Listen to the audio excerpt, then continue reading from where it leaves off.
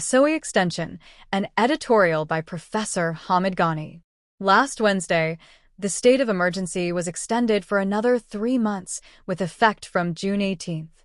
Despite the fact that our Constitution makes provision at Section 7, 8, 9, and 10 for SCS to be declared, there was a fair amount of public discussion about challenging the current SOE on the grounds that an extension could be deemed unconstitutional. The competing narratives involved continuation of the SOE on the basis of continued dismantling of criminal networks, and 2, any extension of the SOE had nothing to do with any crime problem. This latter argument is fanciful. Anyone who has lived in this country for the last 3 decades will know that the crime problem has deteriorated badly.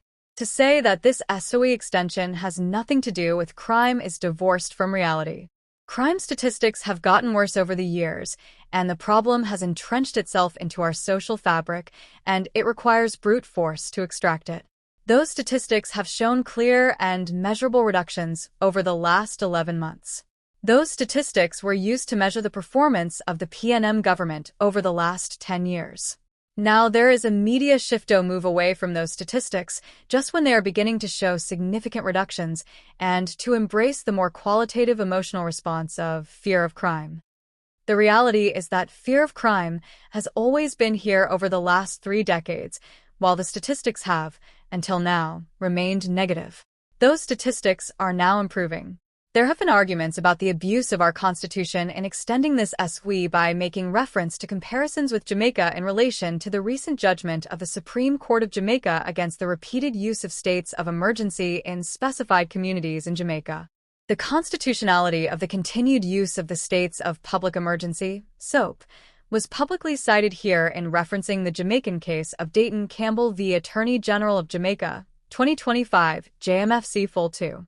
That case involved the repeated use of proclamations of SOPs on January 18th, March 18th, September 23rd, 2018, April 30th, July 7th, September 15th, 2019, January 26th, June 14th, 2020, November 14th, 2021, June 17th, November 15th, December 6th, December 28th, 2022. And February 13, 2023 in specified communities in Jamaica.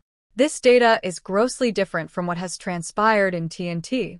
There were multiple proclamations of SOPs in Jamaica between January 18, 2018 and February 13, 2023. There was no parliamentary extension of these repeated periods of emergency, and so the issue of the abuse of the separation of powers arose because none of those SOP proclamations in Jamaica were ever extended by Parliament. In Jamaica, under Section 20 of their Constitution, a 2/3 majority in both houses of Parliament is required to extend a proclamation by the Governor-General, and that requirement was never satisfied. That led to a repeated use of proclamations of SOPs for multiple 14-day periods at a time, which was deemed unconstitutional. In TNT, this government has never attempted to circumvent Parliament in the extension of our SOE because it has strictly complied with our Constitution. The TNT Constitution provides for a simple majority for an extension of an initial 15-day presidential proclamation that has declared a SOE. Extensions can last for up to 3 months at a time, and no more than 6 months in the aggregate. There has been no dodging of the parliamentary responsibility to go to Parliament to seek an extension. In our Constitution, provision is made for a statement to be sent by the President to be debated in Parliament when the SOE commences. Jamaica does not have such a provision for when their Governor-General grants the initial proclamation that lasts for 14 days, so there is no parliamentary responsibility for ministers to debate a statement there. Our ministers have such a responsibility here.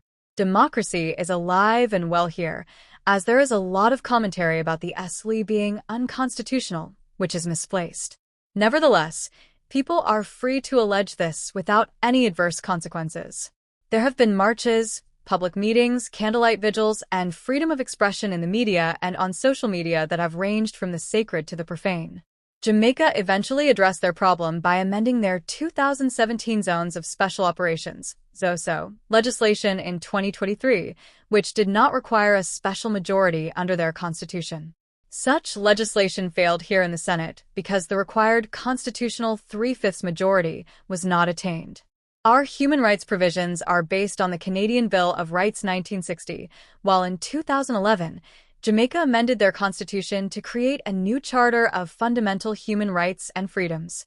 Professor Hamid Ghani is Professor of Constitutional Affairs and Parliamentary Studies at the University of the West Indies, UWI. He was also appointed an honorary professor of the UWI upon his retirement in October 2021. He continues his research and publications, and also does some teaching at the UWI. He was selected by the THA to guide the discussions on Tobago autonomy.